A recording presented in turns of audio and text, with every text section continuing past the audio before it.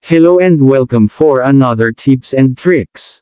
So naranasan nyo rin ba na walang sounds ang messenger nyo? Kapag may messages, notifications, at kahit may tumatawag ay wala din sounds, o hindi siya nagri-ring. So kung ganyan ang problema ng messenger mo, ay halina at ayusin natin ito. So let's proceed.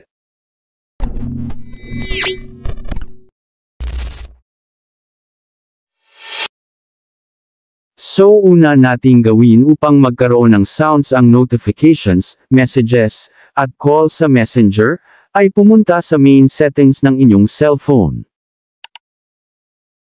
Then scroll nyo lang at hanapin ang apps, or sa ibang device ay app manager, or app management, then i-click nyo ito. So dito naman, ay scroll nyo at hanapin nyo naman ang messenger. Then i-click nyo ito. Then dito sa app info, ay scroll nyo lang pataas, at i-click ang battery. So dito ay make sure na nakaselect ang optimized. Dahil once na restricted ang battery usage ng messenger, ay maaring ma-delay ang messages, at mga notification, kaya minsan kahit may tumatawag sa messenger mo, ay hindi siya nagri-ring dahil restricted ang battery usage ng messenger application sa phone mo. So make sure na naka-optimized ito. So pagkatapos dito ay i-back lang natin.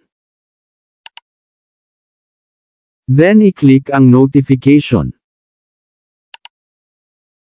Dito naman sa app notification, ay make sure na naka-toggle on ang all notifications, at nakaselect naman ang allow sounds and vibration, upang may sounds at nagri-ring ang phone once na mayroon tawag o notifications. Minsan kaya walang sounds ang mga notifications, o mga calls, ay nakaselect ang silent. Then dapat ay naka-allow din ang lock screen, badge, at pop-up. Then scroll nyo pataas at i-click nyo naman ang notification categories. Dito naman sa notification categories, ay make sure na naka-toggle on ang allow notifications, chat, at calls. Kung mapapansin nyo ay naka-toggle on lahat dito, nasa inyo po kung gagayahin nyo din yan. Then scroll pataas, at dito naman sa activity indicators. Make sure na naka-toggle on din dito ang allow notifications, incoming calls, call in progress, at dito sa ibaba sa communities, ay optional po ito, sa akin ay naka-turn on. So ang next settings para magkaroon ng sounds, ang mga calls, at mga messages and notifications sa messenger, ay i-open ang messenger application. Then i-click ang menu sa may ibaba. Then i-click ang settings. Tapos scroll nyo lang, at hanapin nyo naman ang sounds and notification.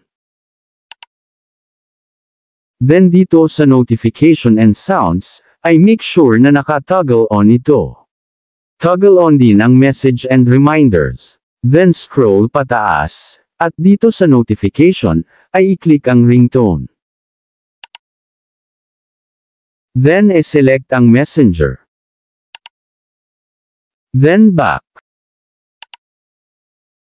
At i-click nyo naman ang Customize Notification. Dito sa chats, make sure na naka-turn on ang Allow Notifications, at naka-select naman ang Alerts. Then i-click nyo naman ang Sounds. Tapos dito ay i-adjust nyo ang Notification, Sounds and Volume. Then i-select ang Default Notification Sound. Upang magkaroon ng sounds ang notifications, at mga calls once na may nag-message at tumatawag sa messenger nyo. So sana po ay nakatulong ang videong ito, at pa-share na din, upang makatulong din sa iba.